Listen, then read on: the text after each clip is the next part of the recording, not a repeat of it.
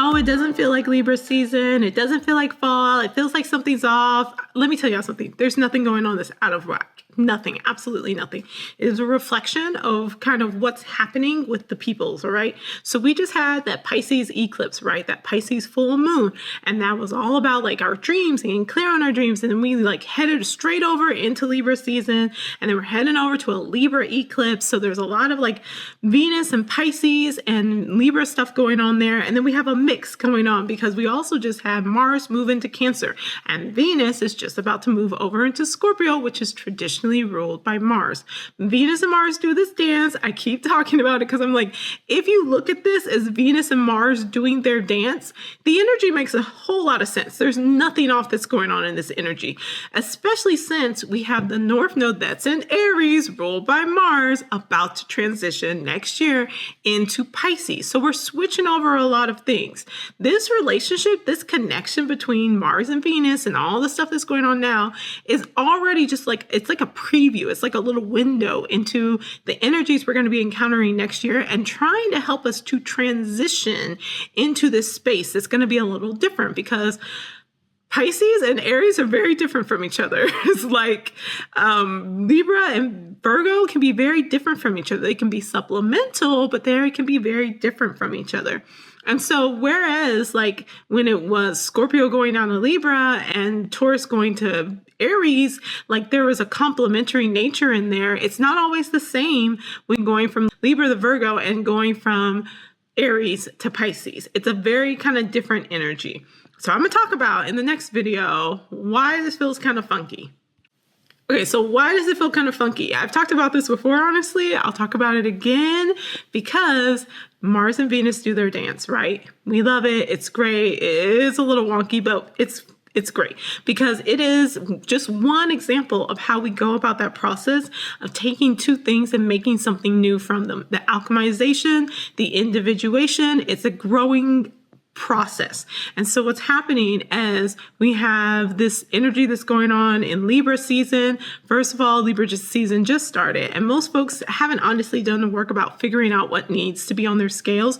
We're looking for that sense of clarity. I think people are actively in finding that sense of clarity, that Venus Libra energy right now, when some of that work should have happened during Virgo season, but people were really overwhelmed because of all the Pisces stuff going on and the dreams and not feeling really connected, not really feeling really grounded, not feeling really clear.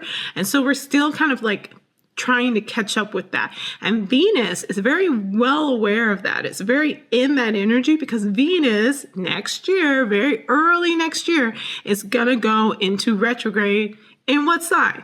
Aries, going back into Pisces. We are getting a soft launch preview of what that energy is going to feel like now. So do the work, get the clarity, take a deep breath, go within. Don't try to distract yourself with just like whatever that's coming up for you, your unhealthy coping mechanisms. Come on, Scorpio energy, the Devil card, and Tarot. Find healthy ways to calm yourself in order to figure out what it is that you need to be doing. You should get some clarity of mind before you take action. You should get some clarity of mind before you make a plan. You don't want to get stuck in a series of stagnation, which can happen when we're overthinking things, but you also don't want to get into this space where you're just moving to move, where you're just going to go. There's a balance, Libra energy, that has to be found here. And sometimes that balance is a little off. So we'll talk about a little bit of like the Mars and the Venus thing in the next one as well.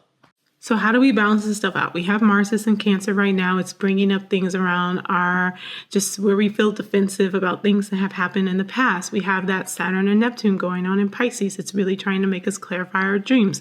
But we're defensive about getting clear because those things maybe didn't work out or didn't turn out the way we wanted them to. We have some maybe things going on with our families, with the mother in particular.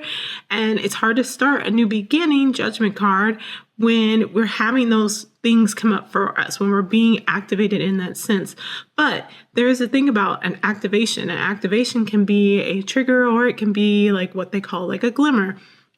It can be the thing that lights you up, but how is it lighting you up? And right now, people are feeling like they either can't find that fire or they don't know what to do with it when it's happening. It feels overwhelming. So that balance, that clarity, take a breath, do some mindfulness practices. Y'all should be journaling because journaling helps you know what's the norm for you, what's abnormal, the people who are present in your lives, so you can understand what's interacting and how you're engaging with the world and what activates you.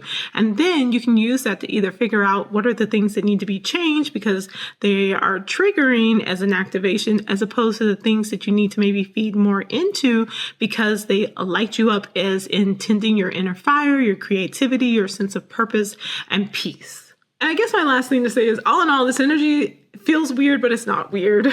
And maybe I only feel that way because I have a lot of like native in my natal chart energy of what's happening right now. I'm a Pisces rising. I have a Libra sun and Mars. I have a Pluto, Venus, and Mercury in Scorpio. So a lot of this stuff doesn't really feel all that unusual for me, and it doesn't feel all that uncomfortable for me.